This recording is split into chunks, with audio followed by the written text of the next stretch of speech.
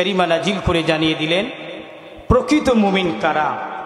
মুমিনের পরিচয় আল্লাহ পাক জানিয়ে দিলেন। আমার আল্লাহ রাব্বুল আলামিন বলেন মুমিন তো তারাই।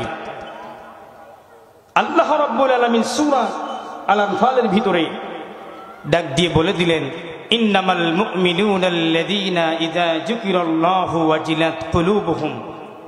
মুমিন তো তারাই যাদের সামনে আমি আল্লাহকে স্মরণ করা হয় তাদের কলবটা ভীত সন্ত্রস্ত হয়ে যায়। সুবহানাল্লাহ বলেন। আপনার এলাকায় যখন ব্যাটারি চার্জ দেন এই ব্যাটারির পানিগুলো টকবক টকবক করে কাঁপতে থাকে। আমার আল্লাহ পাক বললেন আল্লাহর নাম যখন স্মরণ করা হয় প্রকৃত মুমিন তো তারাই যার কলবটা কাঁপতে থাকে, ভীত সন্ত্রস্ত হয়ে যায়। সুবহানাল্লাহ।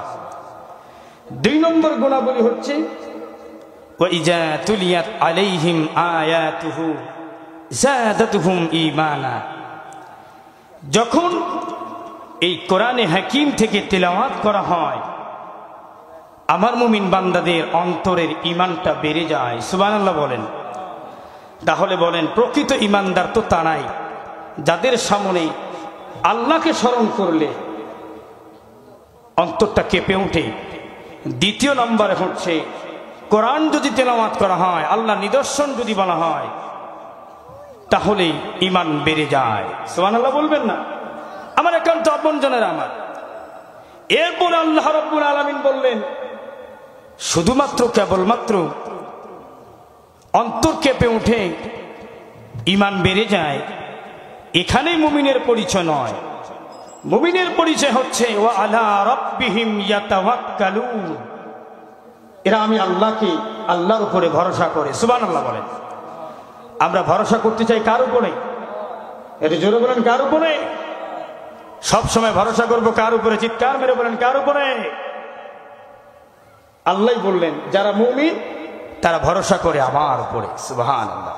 আমার সম্মানিত দিনী ভাইরা একান্ত আপনজনের আমার, আসুন সেই আল্লাহকে খুশি করার জন্য আমরা সবাই মিলে একবার বলি আলহামদুলিল্লাহ। বিশ্বনবীজি কদম মোবারকে দরুদ ও সালাম পেশ করছি সাল্লাল্লাহু আলাইহি ওয়াসাল্লাম। সম্মানিত দিনী ভাইরা আমার একান্ত আপনজনের আমার, আল্লাহ রাব্বুল আলামিন মুমিনের পরিচয় দিলেন। আর রাওয়াহুল বাইহাকির ভিতরে ইমাম বাইহাকি তিনি এই কোরআনের মাহফিলে আসতে পেরেছেন, কোরআনের মাহফিলের আয়োজন করেছেন। তাদের মর্যাদা, তাদের ক্ষমতা, তাদের পাওয়ার সম্পর্কে ইমাম বাইহাকি বর্ণনা করেছেন রাসূলের হাদিস সাল্লাল্লাহু আলাইহি ওয়াসাল্লাম। আল্লাহর নবী বিশ্ব নবীর গুরুত্বপূর্ণ একটি হাদিস কোট করলেন ইমাম বাইহাকি। ইমাম বাইহাকি ১৫০০ বছর আগের এই হাদিসটাকে জীবন্ত জীবন দান করলেন। সুবহানাল্লাহ। ইমাম বাইহাকি জাবির রাদিয়াল্লাহু তাআলা আনহু থেকে বর্ণিত হাদিস, তিনি বলেন আমার নবী বিশ্ব নবী বলেছেন, জনাবে মুস্তাফা তিনি বলেছেন আল কোরআনু শাফিউম মুশাফফাউন ওয়া মাহিল্লুন মুসাদ্দাকুন। এই যে কোরআনের মাহফিলের আয়োজন করেছে যারা, 10 টাকা 20 টাকা 50 টাকা 100 টাকা শ্রম সময় দিয়েছেন যারা, সহযোগিতা করেছেন যারা, কোরআন বলতেছে কিয়ামতের ময়দানে আমি তাদের জন্য সুপারিশ হয়ে যাব। সুবহানাল্লাহ। উকিল হয়ে যাবে। এরপরে কোরআন বলে অভুরুঙ্গামারিবাসী কোরআন বলতেছে মান জাআলাহু আমামাহু কাদাহু ইলাল জান্নাহ। রাওয়াহুল বাইহাকি। ইমাম বাইহাকি বলেন এই কোরআনটা কিয়ামতের ময়দানে কেবলমাত্র শুধুমাত্র একমাত্র যারা আয়োজন কমিটি, যারা ইন্তেজামিয়া কমিটি এত সুন্দর করে মাহফিলের আয়োজন করেছে, দিন নাই রাত নাই পরিশ্রম করেছে, কোরআন বলছে ওই কিয়ামতের ময়দানে যখন ব্যক্তি নামাজ রোজা হজ যাকাতের আমল দিয়ে জান্নাতি হতে পারবে না, আমি কোরআন আল্লাহর বিপক্ষে দাঁড়িয়ে গিয়ে আল্লাহকে বলবো আল্লাহ এই যে এরা হলো ইন্তেজামিয়া কমিটির সদস্যবৃন্দ, এরা মাহফিলের আয়োজন করেছে, টাকা দিয়েছে, পয়সা দিয়েছে। ওগো আল্লাহ, আজ আমি কোরআন এই কমিটি বৃন্দের ভাইদের জন্য নেতা হয়ে গেলাম। কাদাহু ইলাল জান্নাহ, আমি নেতা হয়ে এদেরকে টেনে টেনে জান্নাতের ভিতরে প্রবেশ করাবো। সুবহানাল্লাহ। ভাইরা আমার, যারা আজকে এত সুন্দর আয়োজন করেছে তাদের দাম আল্লাহর কাছে কত বেশি! আল্লাহু আকবার, অনেক বেশি দাম। ভাইরা আমার, নেতার নাম যদি না দেওয়া যায়, অতিথি হিসেবে মাহফিল ক্যান্সেল হয়ে যায়। 16টি বছর এইরকম জুলুম আর নির্যাতন ছিল কি ছিল না, ঠিক কিনা বলেন? আজ ওপেনে বিনা অনুমতিতে আল্লাহর জমিনে আল্লাহর কোরআন থেকে কথা বলা যায় নির্দ্বিধায়। চিৎকার মেরে বলেন আল্লাহু আকবার। কোন বাতিলের অনুমতির প্রয়োজন হয়? আল্লাহু আকবার বলতে কষ্ট হয়। এখনো সেই ধারাবাহিকতা রয়েছে। যদি নেতা হিসেবে যদি অতিথি ডাকা না হয়, লক্ষ্মীপুরের বিভিন্ন জায়গায় ভাই দেখলাম মাহফিলে বন্ধ করে দেয়। নাউজুবিল্লাহ বলবেন না। যারা মাহফিলের বিরুদ্ধচারণ করে, এদের ব্যাপারে আল্লাহ রাব্বুল আলামিন সূরা হামিম আস-সাজদা 41 নম্বর সূরা 26 নম্বর আয়াতে আমার আল্লাহ রাব্বুল আলামিন বলেন, কোরআনের মাহফিল বন্ধ করে কারা? وقال الذين كفروا لا تسمعوا لهذا القرآن والغوا فيه لعلكم تغلبون। আল্লাহু আকবার। আল্লাহ রাব্বুল আলামিন বলতেছে, কাফেরদের কর্মসূচি, এই সাইডটা একটু কথা বন্ধ করতে হবে ভাই, খুব ডিস্টার্ব হচ্ছে একটু। কাফেরদের কর্মসূচি হলো 2টা। আমার ভাইরা বলেন তো কয়টা? কাফেরদের কর্মসূচি লা তাসমাউ লিহাযাল কোরআন। এই যে হামিদিয়া দারুস সুন্নাহ নুরানি হাফিজিয়া মাদ্রাসায় মাহফিল হচ্ছে, অনেকেই বলছে মাহফিল করতে দেওয়া যাবে না, ষড়যন্ত্রের গন্ধ তৈরি করে, ঠিক কিনা বলেন? আমার আল্লাহ রাব্বুল আলামিন বলেন কাফেরদের ষড়যন্ত্র 2টা। একটু জোরে বলেন তো কয়টা? তাদের কথা হলো লা তাসমাউ লিহাযাল কোরআন, কোরআনের আলোচনা শুনতে যেও না।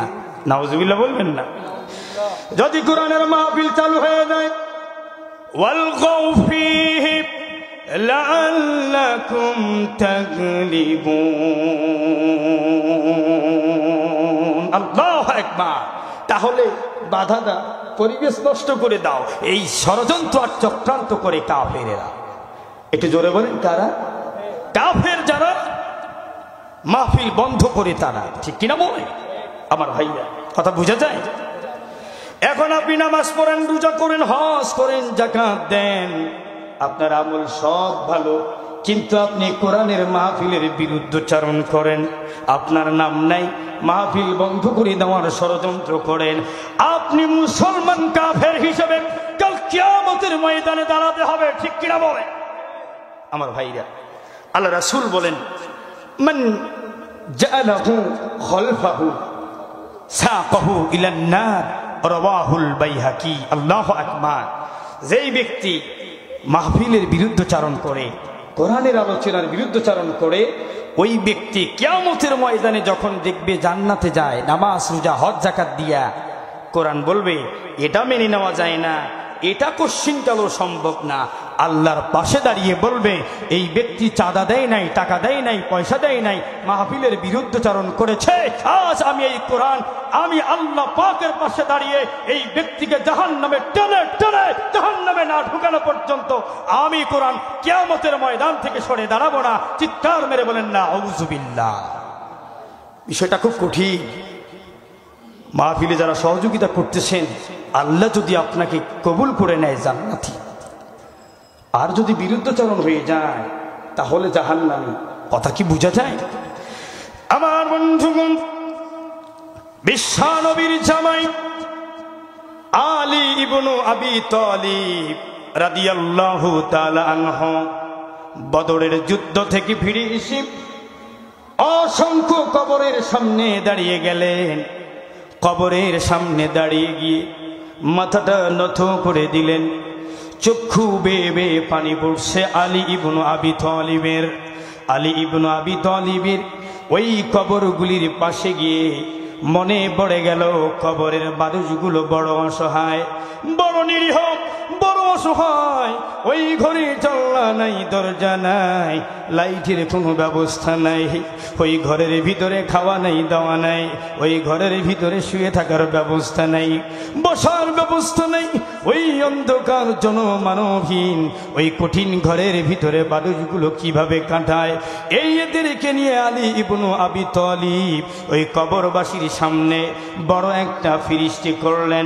তিনি তাদেরকে ডেকে বলেন, ইয়া আহলাদ দিয়ারিল মুখিসাতি ওয়া মাহালিল মুগফিরাতি ওয়াল কুবুরিল মুজলিমাতি, ইয়া আহলাত তুরাবাতি ইয়া আহলাল গুরফাতি ইয়া আহলাল ওয়াহদাতি ইয়া আহলাল ওয়াহিশাতি, আনতুম লানা ফারতুম সাবিকুম ওয়া নাহনু লাকুম তাবাউল্লাহি, আম্মাদ দুয়ারু ফাকাদ সুকিনাত ওয়া আম্মাল আজওয়াজু ফাকাদ নুকিহাত ওয়া আম্মাল আমওয়ালু ফাকাদ কুসিমাত ওয়া আম্মাল আওলাদু ফাকাদ হুররিমা, হাদা খবরুম মা খবরুম ফামা মা ইনদানা মা ইনদাকুম সুম্মা ইলতাফাদা ইলা আসহাবিহি ওয়া হাযা উলুমা লা আখবারুকুম আন্না খায়রাস সাদিন তাকওয়া, রাওয়াহু ইবনু মাজাহ। আল্লাহু আকবার। আলী ইবনে আবি তালিব দাঁড়াইছে কোথায়? কবরের সামনে। আলী ইবনে আবি তালিব কবরস্থানে গিয়া ওই মানুষদেরকে ডেকে বলতেছে, তুমি যে কবর থেকে কবরে চলে আসলা, তোমার কি খবর আছে? তোমার বাবা মায়ের কি অবস্থা?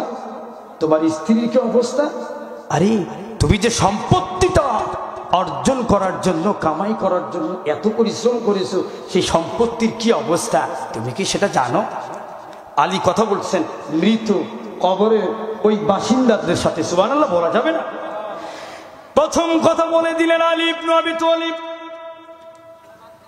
আলী ইবনে আবি তালিব প্রশ্ন করলেন, হাজা খবরুম মা ইনদানা ফামা খবরুম মা ইনদাকুম, ও কবরবাসী, ওয়া আম্মাল আজওয়াজু ফাকাত নুকিহা, তুমি যে কবরে আসলা, তোমার যে স্ত্রী রেখে আসলা, যেই স্ত্রীর জন্য তুমি তোমার ছোট বোনকে কোলে কাছে নিয়ে মানুষ করেছো, আজ তোমার ছোট বোনকে দূরে ঠেলে দিয়েছো। তোমার বাবা এত যত্ন করে তোমাকে লালন পালন করেছে, সেই বাবাকে দূরে ঠেলে দিয়েছো। তোমার চরম দুঃখিনী মা, তাকে তুমি দূরে ঠেলে দিয়েছো। তুমি তোমার পিঠে কাকে বড় হওয়া তোমার ভাইকে দূরে ঠেলে দিয়েছো শুধুমাত্র একটা বিবির জন্য, একজন স্ত্রীর জন্য।